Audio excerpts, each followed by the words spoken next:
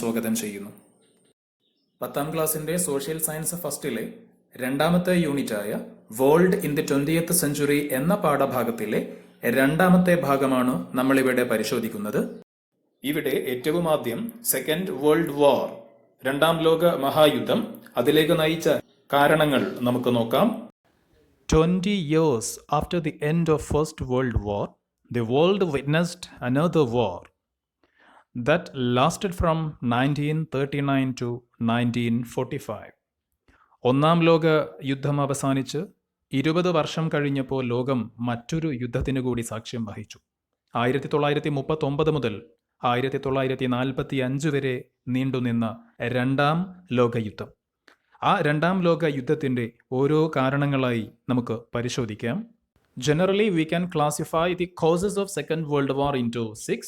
They are Versailles Treaty, Versailles ഉടമ്പടി, fascism and Nazism, failure of league of Nations അഥവാ സർവ്വരാഷ്ട്ര സഖ്യത്തിൻ്റെ പരാജയം, formation of military alliances, സൈനിക സഖ്യങ്ങളുടെ രൂപീകരണം, policy of appeasement അതായത് പ്രീണന നയം, സഡൻ കോസ് ഒരു പെട്ടെന്നുള്ള കാരണവും. So among these 6, we already discussed the first 2 causes in the last video. Versailles Treaty, fascism, Nazism, ഈ ആശയങ്ങളെ നമ്മൾ കഴിഞ്ഞ വീഡിയോയിൽ പരിചയപ്പെട്ടു. അവിടുന്ന് അങ്ങോട്ടുള്ള കാരണങ്ങൾ നമുക്ക് പരിശോധിക്കാം. അതിൽ failure of league of Nations, അത് കൂടുതലായിട്ട് നമുക്ക് ഒന്നും പഠിക്കാനില്ല. ഇതുമായി ബന്ധപ്പെട്ട് ഒരൊറ്റ സെൻറ്റൻസ് മാത്രം നമ്മൾ ഓർത്തെടുത്താൽ മതി. The League of Nations failed to stop the attacks of axis powers like Italy and Germany. Germany, Italy പോലെയുള്ള ഫാഷിസ്റ്റ് ശക്തികളുടെ ആക്രമണങ്ങളെ തടഞ്ഞു നിർത്താൻ ലീഗ് ഓഫ് നേഷന് അതല്ലെങ്കിൽ സർവ്വരാഷ്ട്ര സഖ്യത്തിന് കഴിഞ്ഞില്ല. അങ്ങനെ നോക്കുമ്പോൾ ലീഗ് ഓഫ് നേഷൻ ഒരു പരാജയമായിരുന്നു. ഇതിൽ കൂടുതലായിട്ട് നമുക്കൊന്നും എക്സ്പ്ലെയിൻ ചെയ്ത് അതിനെക്കുറിച്ച് പഠിക്കാനില്ല. വേൾഡ് വാറിലേക്ക് നയിച്ച അടുത്ത കാരണം ഫോർമേഷൻ ഓഫ് മിലിറ്ററി അലയൻസസ്, സൈനിക സഖ്യങ്ങളുടെ രൂപീകരണം എന്നതാണ്. 2 സൈനിക സഖ്യങ്ങൾ ഈ കാലയളവിൽ രൂപീകരിക്കപ്പെട്ടു. Axis powers, allied powers. Axis powers അഥവാ അച്ചുതണ്ട് ശക്തികൾ, അലൈഡ് പവേഴ്സ് അഥവാ സഖ്യശക്തികൾ. ആക്സിസ് പവേഴ്സ് അഥവാ അച്ചുതണ്ട് ശക്തികൾ എന്ന സഖ്യത്തിൽ ജർമ്മനി, ഇറ്റലി, ജപ്പാൻ എന്നീ രാജ്യങ്ങളാണ് ഉണ്ടായിരുന്നത്.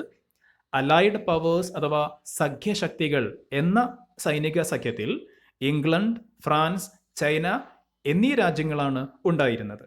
ഈ അലൈഡ് പവേഴ്സിൽ, സഖ്യശക്തികളിൽ പിന്നീട് 2 രാജ്യങ്ങൾ കൂടി കടന്നു വന്നു. സോവിയറ്റ് യൂണിയൻ, അമേരിക്ക എന്നിവയായിരുന്നു അവ. ഈ 2 രാജ്യങ്ങളുടെ വരവോടുകൂടി രണ്ടാം ലോക യുദ്ധത്തിൻ്റെ ഗതി തന്നെ മാറിമറിഞ്ഞു. അതിനെക്കുറിച്ചൊക്കെ നമുക്ക് നോക്കാം. Another reason for the Second World War was the policy of appeasement, അതായത് പ്രീണന നയം എന്ന് പറയും. When Germany, Italy and Japan attacked other nations, capitalist countries like Britain and France did not prevent such attacks. ജർമ്മനിയും ഇറ്റലിയും ജപ്പാനുമെല്ലാം വിവിധ രാജ്യങ്ങളെ ആക്രമിച്ചപ്പോൾ Britain, France തുടങ്ങിയ മുതലാളിത്ത രാജ്യങ്ങൾ ഈ ആക്രമണങ്ങളെ ചെറുത്തില്ല. മാത്രമല്ല, they considered Soviet Union being a socialist country as their chief enemy. അവരുടെ മുഖ്യ ശത്രുവായി അവർ കണ്ടത് സോഷ്യലിസ്റ്റ് രാഷ്ട്രമായ സോവിയറ്റ് യൂണിയനെയായിരുന്നു. This policy, which encouraged fascist attacks, is known as the policy of appeasement. ഈ ഒരു നയം, ഫാഷിസ്റ്റ് ആക്രമണങ്ങൾക്ക് പ്രോത്സാഹനം നൽകിയ ഈ ഒരു നയമാണ് പ്രീണന നയം എന്നറിയപ്പെടുന്നത്. ഇത്തരത്തിൽ മുസോളിനിയുടെ ഇറ്റലിയും ഹിറ്റ്ലറിൻ്റെ ജർമ്മനിയുമൊക്കെ പല രാജ്യങ്ങളെയും ആക്രമിച്ചപ്പോൾ തുടക്കത്തിൽ തന്നെ ആ ആക്രമണങ്ങളെ തടയാൻ ലീഗ് ഓഫ് നേഷൻ, സർവ്വരാഷ്ട്ര സഖ്യം പരാജയപ്പെട്ടു. അതേപോലെ തന്നെ ആക്സിസ് പവേഴ്സ്, സഖ്യശക്തികൾ, അവരും ഈ ആക്രമണങ്ങളെ തുടക്കത്തിൽ കാര്യമായി ഗൗനിച്ചില്ല. ഇതൊക്കെയാണ് രണ്ടാം ലോക യുദ്ധത്തിലേക്ക് നയിച്ചത്. So let's analyze the sudden cause for the Second World War. എന്തായിരുന്നു രണ്ടാം ലോക യുദ്ധത്തിൻ്റെ പെട്ടെന്നുള്ള കാരണം? യുദ്ധം തുടങ്ങുന്നത് എങ്ങനെയാണ്? On 1st September 1939, Germany attacked Poland. 1939 September 1 ജർമ്മനിയുടെ പോളണ്ട് ആക്രമണമുണ്ടാവുന്നു. ഇതോടുകൂടി this prompted the allied nations to declare war against Germany. That ultimately resulted in the outbreak of the Second World War. Germany പോളണ്ടിനെ ആക്രമിച്ചപ്പോൾ ഇതിനെ തുടർന്ന് സഖ്യകക്ഷികൾ അല്ലെങ്കിൽ സഖ്യശക്തികൾ ദി അലൈഡ് പവേഴ്സ് ജർമ്മനിക്കെതിരായി യുദ്ധം പ്രഖ്യാപിക്കുകയും അത് രണ്ടാം ലോക യുദ്ധത്തിന് തുടക്കം കുറിക്കുകയും ചെയ്തു. Effects of the war. രണ്ടാം ലോക യുദ്ധം ബാക്കി വെച്ചത് എന്താണെന്ന് നമുക്ക് നോക്കാം. ചരിത്രത്തിൽ നിന്ന് പല പാഠങ്ങളും നമുക്ക് പഠിക്കാനുണ്ട്. ലോകത്തെ വിറപ്പിച്ച രണ്ട് ഏകാധിപതികളായിരുന്നു അഡോൾഫ് ഹിറ്റ്ലറും ബെനിറ്റോ മുസോളിനിയുമൊക്കെ. എന്നാൽ ആ ഏകാധിപതികളുടെ, ആ ഫാഷിസ്റ്റ് ഭരണാധികാരികളുടെ അന്ത്യം എങ്ങനെയായിരുന്നു എന്ന് ചരിത്രത്തിൽ വളരെ വ്യക്തമായിട്ട് നമുക്ക് മനസ്സിലാക്കാൻ സാധിക്കും. Mussolini was killed by the local partisans. സ്വന്തം ജനങ്ങളാൽ മുസോളിനി എന്ന ഏകാധിപതി കൊല്ലപ്പെട്ടു. And Hitler committed suicide. മറ്റൊരു രക്ഷയുമില്ല എന്ന് കണ്ടപ്പോൾ ഹിറ്റ്ലർക്ക് ആത്മഹത്യ ചെയ്യേണ്ടി വന്നു. ലോകത്തിൻ്റെ പല ഭാഗങ്ങളിലും ഫാഷിസ്റ്റ് ഭരണാധികാരികളെയും ഫാഷിസ്റ്റ് ഭരണകൂടങ്ങളെയും ഇന്നും നമുക്ക് കാണാൻ സാധിക്കും. അവർക്കെല്ലാമുള്ള ഒരു പാഠമാണ് ഹിറ്റ്ലറിൻ്റെയും മുസോളിനിയുടെയും അന്ത്യം. 1941 ഹവായ് ദ്വീപിലെ അമേരിക്കൻ നാവിക കേന്ദ്രമായ പേൾ ഹാർബർ ജപ്പാൻ ആക്രമിച്ചപ്പോൾ അതിനെ തുടർന്നാണ് ജപ്പാനെതിരെ യുദ്ധം പ്രഖ്യാപിച്ചുകൊണ്ട് അമേരിക്ക രണ്ടാം ലോക യുദ്ധത്തിൽ പ്രവേശിക്കുന്നത്. അമേരിക്കയുടെ വരവോടുകൂടി രണ്ടാം ലോക യുദ്ധത്തിൻ്റെ ഗതി തന്നെ മാറിമറിഞ്ഞു. ലോക ചരിത്രത്തിലെ, മാനവ ചരിത്രത്തിലെ അതിദാരുണമായ ഒരു ദുരന്തം അവിടെ സംഭവിക്കുകയായി. ഹിരോഷിമയ്ക്ക് മുകളിലും നാഗസാക്കിക്ക് മുകളിലും അമേരിക്ക 2 അണുബോംബുകൾ വർഷിച്ചു. അതോടുകൂടി ജപ്പാനും ഈ യുദ്ധത്തിൽ പരാജയപ്പെട്ടു. USA dropped 2 atom bombs in Japan, Little Boy in Hiroshima on 6th August 1945 and Fat Man in Nagasaki on 9th August in the same year. 1945 August 6 ഹിരോഷിമയ്ക്ക് മുകളിൽ ലിറ്റിൽ ബോയ് എന്ന അണുബോംബും ഓഗസ്റ്റ് 9 നാഗസാക്കിക്ക് മുകളിൽ ഫാറ്റ് മാൻ എന്ന അണുബോംബും America വർഷിച്ചു. Little boy അഥവാ ചെറിയ കുട്ടി എന്ന പേരുള്ള atom ബോംബിന്റെ മാതൃകയാണോ നിങ്ങളിവിടെ കാണുന്നത്. ഹിരോഷിമയിൽ ഈ ബോംബ് വിക്ഷേപിച്ച വിമാനത്തിന്റെ പേര് എനോള ഗേ എന്നായിരുന്നു. നാഗസാക്കി പട്ടണത്തിന് മേൽ വർഷിച്ച ഫാറ്റ് മാൻ അഥവാ തടിച്ച മനുഷ്യൻ എന്ന അണുബോംബിന്റെ മാതൃകയാണ് ഇപ്പോൾ നിങ്ങൾ സ്ക്രീനിൽ കാണുന്നത്. ബോക്സ് കാർ എന്ന ബോംബർ വിമാനം ഉപയോഗിച്ചുകൊണ്ടാണ് ഈ അണുബോംബ് നാഗസാക്കിക്ക് മുകളിൽ America വിക്ഷേപിച്ചത്. There are many people in Japan battling against the terrible after effects of the radiation from this bombing. അണുവികിരണത്തിന്റെ തീവ്രതയിൽ ഓരോ നിമിഷവും വേദന അനുഭവിച്ചുകൊണ്ടിരിക്കുന്ന ആയിരക്കണക്കിനാകുന്ന ആളുകൾ ഇപ്പോഴും ജപ്പാനിൽ ജീവിക്കുന്നുണ്ട്. രണ്ടാം ലോക യുദ്ധത്തിന്റെ മറ്റു ഫലങ്ങൾ എന്തൊക്കെയാണെന്ന് നോക്കാം. Over 10 million people were died. ദശലക്ഷക്കണക്കിന് ആളുകൾ കൊല്ലപ്പെട്ടു. Economic system of European countries was destroyed. European രാജ്യങ്ങളുടെ സാമ്പത്തിക നില താറുമാറായി. European dominance in world diminished. European രാഷ്ട്രങ്ങളുടെ ലോക മേധാവിത്വം തകർന്നു. Freedom movements in Asia and Africa intensified. Asian African രാജ്യങ്ങളിൽ സ്വാതന്ത്ര്യ സമരം ശക്തിപ്പെട്ടു. America and Soviet Union emerged as global powers. ലോകത്തെ 2 വലിയ വൻ ശക്തികളായി അമേരിക്കയും സോവിയറ്റ് യൂണിയനും മാറി. To protect and maintain world peace, the United Nations Organization, that is UNO, was formed. ലോക സമാധാനം സംരക്ഷിക്കുന്നതിനായി ഐക്യരാഷ്ട്ര സംഘടന രൂപീകരിച്ചു. നീലയും വെള്ളയും നിറത്തിലുള്ള ഐക്യരാഷ്ട്ര സംഘടനയുടെ പതാക, UN ഫ്ലാഗ് നിങ്ങൾക്ക് സ്ക്രീനിൽ കാണാം. UNOയുമായി ബന്ധപ്പെട്ട ഏറ്റവും പ്രധാനപ്പെട്ട ചില പോയിന്റ്സ് ആണ് ഇവിടെ സ്ക്രീനിൽ കാണുന്നത്. United Nations Organization was formed on 24th October 1945. 1945 October 24 UNO രൂപീകരിക്കപ്പെടുന്നത്. ഹെഡ് ക്വാർട്ടേഴ്സ് ന്യൂയോർക്കിലാണ്. അമേരിക്കയിലെ ന്യൂയോർക്കാണ് UNOയുടെ ആസ്ഥാനം. And October 24 is observed as United Nations day, UN day. UN ദിനമായി നമ്മൾ ഒക്ടോബർ 24 ആചരിക്കാറുണ്ട്. അതിനുള്ള കാരണം 1945 ഒക്ടോബർ 24 UNO ഫോം ചെയ്യപ്പെടുന്നത്. What are the objectives of UNO? ഐക്യരാഷ്ട്ര സംഘടനയുടെ ലക്ഷ്യങ്ങൾ എന്തൊക്കെയാണ്? To save the succeeding generations from the scourge of war. ഭാവി തലമുറയെ യുദ്ധഭീതിയിൽ നിന്നും രക്ഷിക്കുക. To protect international treaties and loss. അന്താരാഷ്ട്ര ഉടമ്പടികളും നിയമങ്ങളും സംരക്ഷിക്കുക. To foster social and economic development of countries. ലോകരാഷ്ട്രങ്ങളുടെ പുരോഗതിക്കായുള്ള പ്രവർത്തനങ്ങൾ ഏകോപിപ്പിക്കുക. തുടങ്ങിയവയാണ് ഐക്യരാഷ്ട്ര സംഘടനയുടെ പ്രധാന ലക്ഷ്യങ്ങൾ. We already analyzed what is colonization, and now I am going to explain what is decolonization, അപകോളനീകരണം. കോളനിവൽക്കരണം നമ്മൾ നേരത്തെ പഠിച്ചതാണ്. ഒന്നാം ലോക യുദ്ധത്തിലേക്ക് നയിച്ചിട്ടുള്ള ഒരു ഘടകമാണ് കോളനൈസേഷൻ, കോളനിവൽക്കരണം. എന്നാൽ ഒന്നും രണ്ടും ലോക യുദ്ധം കഴിഞ്ഞപ്പോൾ ലോകത്ത് അപകോളനീകരണം അതല്ലെങ്കിൽ ഡീകോളനൈസേഷൻ എന്നൊരു പ്രക്രിയ ആരംഭിച്ചു. ഇതെന്താന്ന് വെച്ചാൽ കോളനികളായി മാറിയിട്ടുള്ള രാജ്യങ്ങളെല്ലാം തിരിച്ച് സ്വതന്ത്ര രാജ്യങ്ങളായി മാറിയ പ്രക്രിയയാണ് ഡീകോളനൈസേഷൻ എന്ന് അറിയപ്പെടുന്നത്. അതിൻ്റെ ഡീറ്റെയിൽസ് നമുക്ക് നോക്കാം. After the second world war, dominance of imperial powers was questioned. രണ്ടാം ലോക യുദ്ധാനന്തരം സാമ്രാജ്യത്വ രാജ്യങ്ങളുടെ മേധാവിത്വം ചോദ്യം ചെയ്യപ്പെടാൻ തുടങ്ങി. European countries could not suppress the intensified nationalist movements in colonies. അതിനാൽ കോളനികളിൽ ഉയർന്നുവന്ന ദേശീയ സമരങ്ങളെ നിയന്ത്രിക്കാൻ യൂറോപ്യൻ രാജ്യങ്ങൾക്ക് കഴിഞ്ഞില്ല. The USA and USSR, which emerged as superpowers after the Second World War, supported freedom movements in various European colonies. കൂടാതെ വൻ ശക്തികളായി ഉയർന്നുവന്ന അമേരിക്കയും സോവിയറ്റ് യൂണിയനും യൂറോപ്യൻ കോളനികളിലെ സ്വാതന്ത്ര്യ സമരത്തെ പിന്തുണയ്ക്കുകയും ചെയ്തു. Gradually, colonies started to secure freedom from the imperialist control. This process is called decolonization.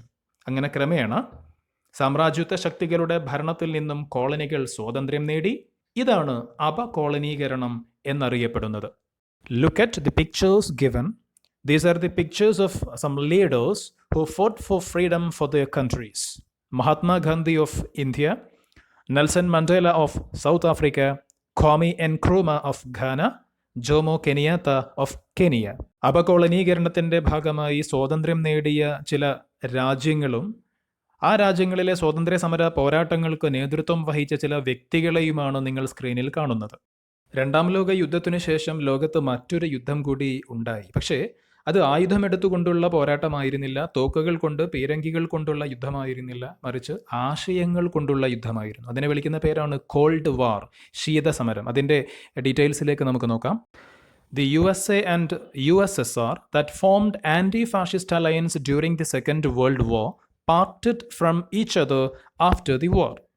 രണ്ടാം ലോക യുദ്ധകാലത്ത് ഫാഷിസത്തിനെതിരെ ഭിന്നതകൾ മറന്ന് ഒരുമിച്ച രണ്ട് രാജ്യങ്ങളായിരുന്നു അമേരിക്കയും സോവിയറ്റ് യൂണിയനും. എന്നാൽ യുദ്ധാനന്തരം ഈ രണ്ട് രാജ്യങ്ങളും വീണ്ടും ഭിന്നിച്ചു.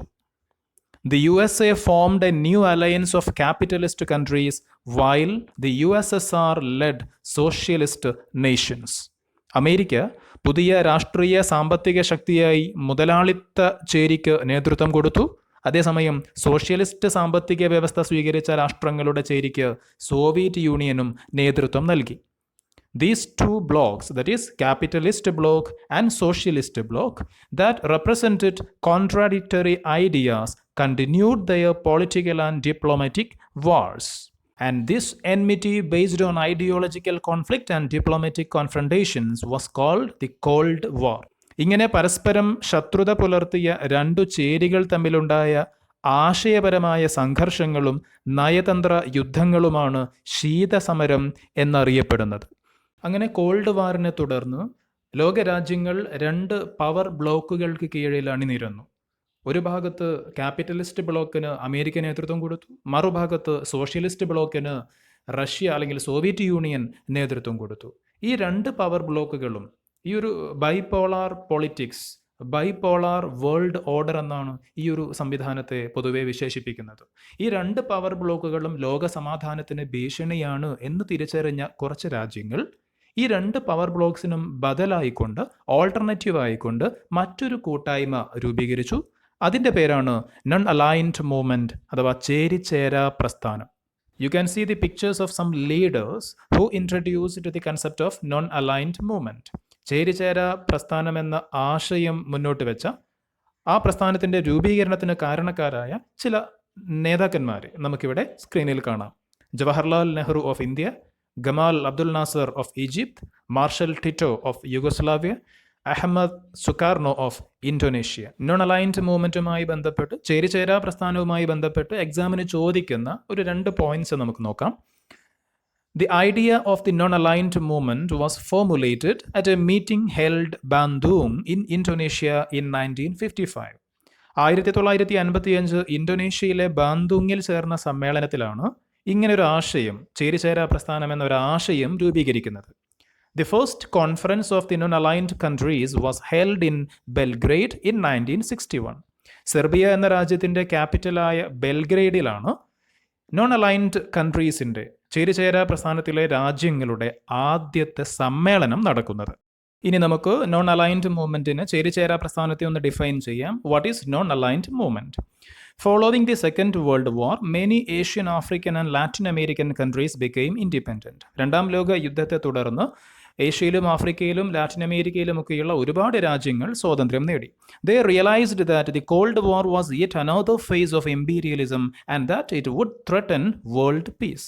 ശീതസമരം സാമ്രാജ്യത്വത്തിൻ്റെ മറ്റൊരു രൂപമാണെന്നും ലോക സമാധാനത്തിനു തന്നെ ഇത് ഭീഷണിയാണെന്നും ഈ രാജ്യങ്ങൾ തിരിച്ചറിഞ്ഞു. The liberated nations decided not to join any of the blocs and formed the non-aligned movement.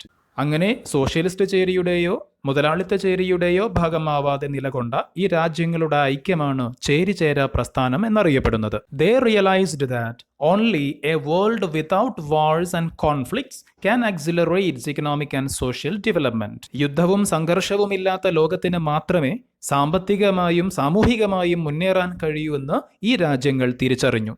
Second world war, called war, non aligned movement, ഇതൊക്കെ നമ്മൾ പറഞ്ഞു കഴിഞ്ഞു. ഇനി ഈ ചാപ്റ്ററിലെ മറ്റൊരു തലത്തിലേക്ക്, മറ്റൊരു മേഖലയിലേക്ക് നമ്മൾ കടന്നു ചെല്ലുകയാണ്. അതിൻ്റെ ഭാഗമായിട്ട് ഇപ്പോൾ നിങ്ങൾ സ്ക്രീനിൽ രണ്ട് പതാകകൾ, രണ്ട് ഫ്ലാഗുകൾ കാണുന്നുണ്ടാവും. ഈ ഫ്ലാഗുകൾ ഏതൊക്കെ രാജ്യങ്ങളുടേതാണ് എന്ന് ചിലർക്കെങ്കിലും അറിയുന്നവരുണ്ടാവാം, ഒരുപക്ഷെ അറിയാത്തവരും ധാരാളം ഉണ്ടാവാം. ഏതായാലും ഞാൻ തന്നെ പറയാം. ഇടതുഭാഗത്ത് കാണുന്നത് പാലസ്തീൻ എന്ന് പറയുന്ന രാജ്യത്തിൻ്റെ പതാകയും വലതുഭാഗത്ത് കാണുന്നത് ഇസ്രായേൽ എന്ന് പറയുന്ന രാജ്യത്തിൻ്റെ പതാകയുമാണ്. നമ്മൾ പത്രങ്ങൾ എടുത്ത് പരിശോധിക്കുമ്പോൾ മിക്കവാറും ദിനങ്ങളിലെ പത്രങ്ങളിൽ പലസ്തീനും ഇസ്രായേലും തമ്മിലുള്ള സംഘർഷവുമായി ബന്ധപ്പെട്ട വാർത്തകൾ കാണാൻ സാധിക്കും. ഈ രണ്ടു രാജ്യങ്ങൾക്കിടയിൽ ഇത്രത്തോളം സംഘർഷങ്ങൾ പുകയാനുള്ള കാരണം എന്താണ്? ഒരുപക്ഷെ ലോകത്ത് ഏറ്റവും കൂടുതൽ സംഘർഷം പുകഞ്ഞുകൊണ്ടിരിക്കുന്ന ഒരു മേഖലയാണ് മധ്യേഷ്യ അല്ലെങ്കിൽ സെൻട്രൽ ഏഷ്യ എന്ന് പറയുന്നത്. ആ സെൻട്രൽ ഏഷ്യയിലാണ് ഈ പറയുന്ന പലസ്തീൻ, ഇസ്രയേൽ രാജ്യങ്ങൾ കിടക്കുന്നത്. അപ്പോൾ എന്താണ് ഈ രണ്ടു രാജ്യങ്ങൾക്കിടയിലെ തർക്കം? ഈ തർക്കം എങ്ങനെയാണ് തുടങ്ങുന്നത്? നമുക്കതിലേക്കൊക്കെ ഒന്ന് കണ്ണോടിക്കാം. അതിനു മുമ്പ് പലസ്തീൻ ഇസ്രയേൽ സംഘർഷങ്ങളുടെ ചില ദൃശ്യങ്ങൾ നമുക്കൊന്ന് കാണാം.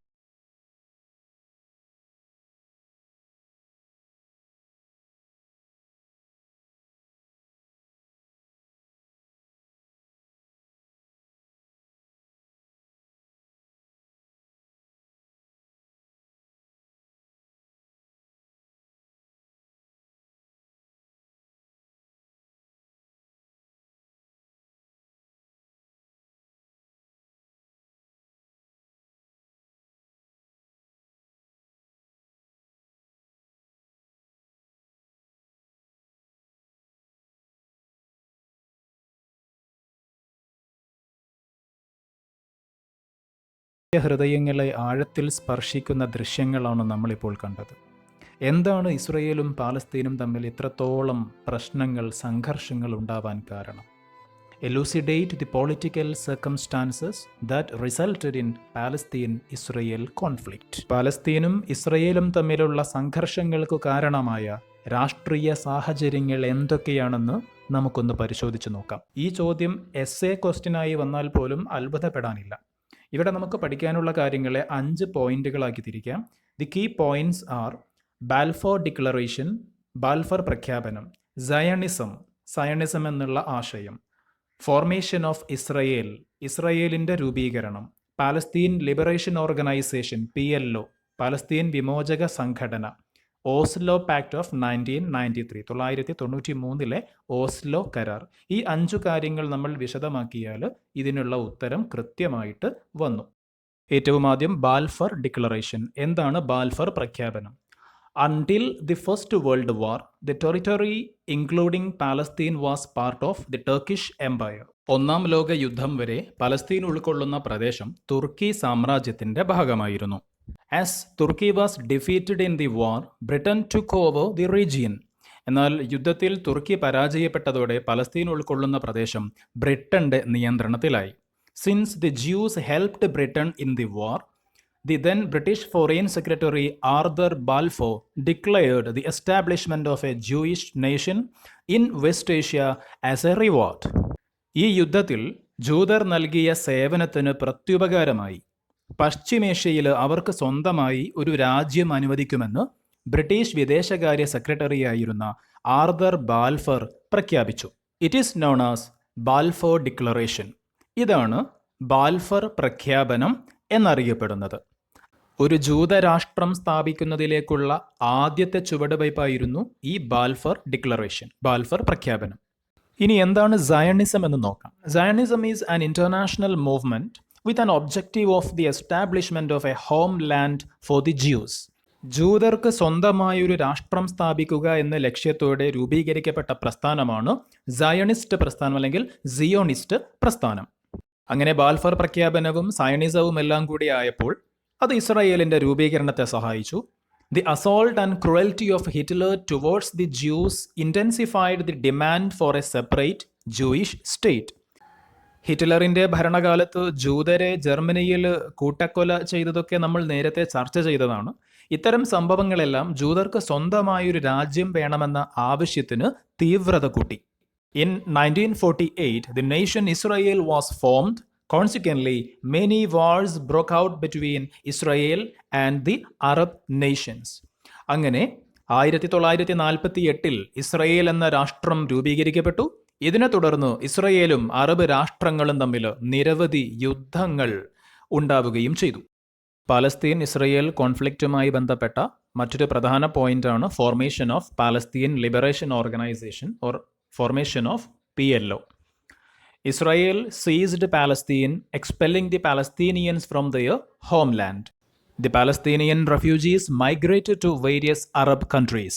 ജന്മനാട്ടിൽ നിന്നും പുറത്താകേണ്ടി വന്ന പലസ്തീൻകാർ വിവിധ അറബ് രാഷ്ട്രങ്ങളിൽ അഭയം തേടി. In this context, with an objective of establishing a nation for the Palestinians, a movement called Palestine Liberation Organization (PLO) was founded with Yasser Arafat as the president. ഇസ്രയേലിന്റെ രൂപീകരണത്തോടെ അഭയാർത്ഥികളാകേണ്ടി വന്ന പലസ്തീൻകാർക്ക് സ്വന്തമായൊരു രാജ്യം സൃഷ്ടിക്കുക എന്ന ലക്ഷ്യത്തോടെ സ്ഥാപിക്കപ്പെട്ടതാണ് പാലസ്തീൻ വിമോചക സംഘടന അഥവാ PLO. യാസർ അറഫാത്താണ് ഇതിന്റെ സ്ഥാപക പ്രസിഡന്റ്. പാലസ്തീൻ വിമോചക സംഘടനയുടെ PLOയുടെ സ്ഥാപക നേതാവായ യാസർ അറാഫത്തിന്റെ ചിത്രമാണ് നിങ്ങളിപ്പോൾ സ്ക്രീനിൽ കാണുന്നത്. പാലസ്തീൻ ഇസ്രയേൽ സംഘർഷങ്ങൾക്കിടയിലെ ചെറിയൊരു ആശ്വാസമായിരുന്നു 1993 ഓസ്ലോ പാക്ട്, ഓസ്ലോ കരാർ.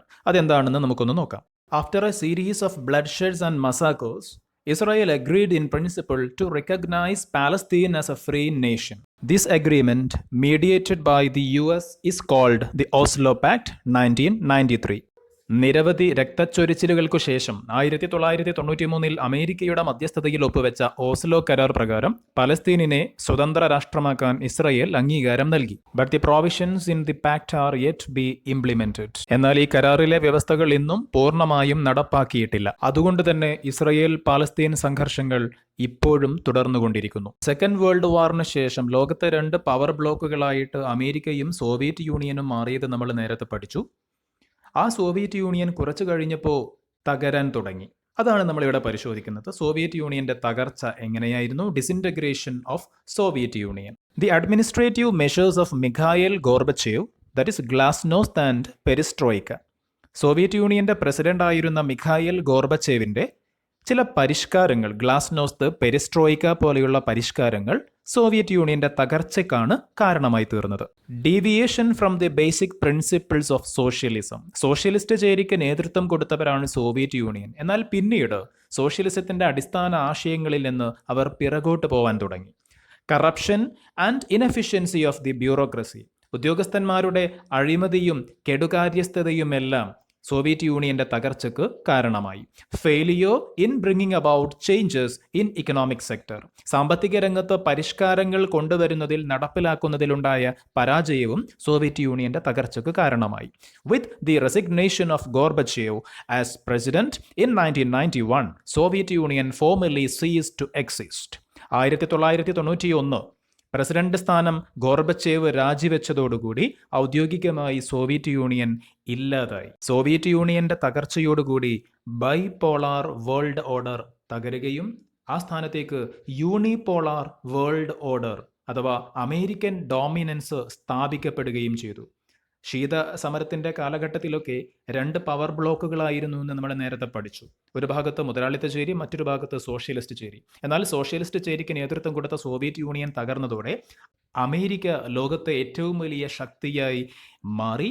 അമേരിക്കൻ ഡോമിനൻസ്, അമേരിക്കൻ മേധാവിത്വം ഈ ലോകത്ത് സ്ഥാപിക്കപ്പെട്ടു. America emerged as a global power and center of world politics following the disintegration of Soviet Union. This is called unipolar world order. Several strategies were adopted by America to establish its dominance over the world. അങ്ങനെ ലോകത്ത് ഏറ്റവും വലിയ ശക്തിയായി മാറിയ America അവരുടെ ആ ഒരു dominance നിലനിർത്താൻ വേണ്ടി പല തന്ത്രങ്ങളും പയറ്റിയിട്ടുണ്ട്. ആ സ്ട്രാറ്റജീസ്, അമേരിക്ക പയറ്റിയ ആ സ്ട്രാറ്റജീസ്, തന്ത്രങ്ങൾ എന്തൊക്കെയാണെന്ന് നോക്കാം. Utilising international agencies, America provided financial and military aids to countries of the world. അന്താരാഷ്ട്ര ഏജൻസികളെ ഉപയോഗപ്പെടുത്തിക്കൊണ്ട് രാജ്യങ്ങൾക്ക് സാമ്പത്തിക സൈനിക സഹായം അമേരിക്ക നൽകി. എക്സ്റ്റൻഡഡ് മിലിറ്ററി അലയൻസസ്, സൈനിക കൂട്ടുകെട്ടുകൾ വ്യാപിപ്പിച്ചു. Media were used to promote America's vested interests. മാധ്യമങ്ങളെ തങ്ങളുടെ താൽപ്പര്യങ്ങൾക്കായി അമേരിക്ക ഉപയോഗപ്പെടുത്തി. ഇത്തരത്തിലുള്ള പല തന്ത്രങ്ങളിലൂടെ അമേരിക്ക ഇന്നും ലോകത്തെ ഏറ്റവും വലിയ സാമ്പത്തിക, സൈനിക, രാഷ്ട്രീയ ശക്തിയായിട്ട് നിലനിൽക്കുന്നു. ഈ യൂണിറ്റിന്റെ തുടക്കത്തിൽ നമ്മൾ സാമ്രാജ്യത്വം, ഇമ്പീരിയലിസം എന്താണെന്ന് പഠിച്ചു. എന്നാൽ ഈ യൂണിറ്റിന്റെ അവസാന ഭാഗത്ത് നമ്മൾ പഠിക്കുന്നത് മറ്റൊരാശയമാണ് നവസാമ്രാജ്യത്വം, അല്ലെങ്കിൽ നിയോ ഇമ്പീരിയലിസം, അതുമല്ലെങ്കിൽ ന്യൂ ഇമ്പീരിയലിസം എന്നും വിളിക്കാം. മറ്റൊരു തരത്തിൽ പറഞ്ഞാൽ ഇമ്പീരിയലിസത്തിന്റെ, സാമ്രാജ്യത്വത്തിന്റെ പുതിയ മുഖം. നിയോ ഇമ്പീരിയലിസത്തെ നമുക്കൊന്ന് ഡിഫൈൻ ചെയ്ത് നോക്കാം.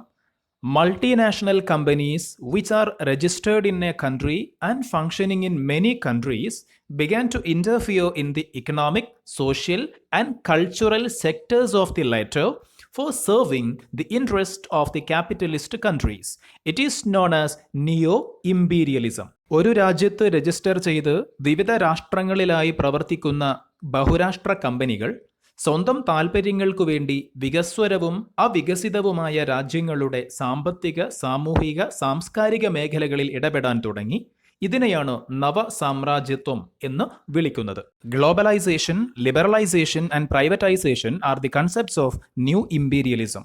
ആഗോളവൽക്കരണവും ഉദാരവൽക്കരണവും സ്വകാര്യവൽക്കരണവുമെല്ലാം നവസാമ്രാജ്യത്വത്തിന്റെ ആശയങ്ങളാണ്. ഈ 3 ആശയങ്ങളെയും കുറിച്ച് ഒരല്പം കൂടി നമുക്ക് നോക്കാം. ഈ 3 കൺസെപ്റ്റുകളെ നമുക്ക് ചുരുക്കി എളുപ്പത്തിൽ LPG എന്ന് വിളിക്കാം. അടുക്കളയിൽ ഉപയോഗിക്കുന്ന LPG അല്ല, അത് ലിക്വിഡ് പെട്രോളിയം ഗ്യാസ് ആണ്.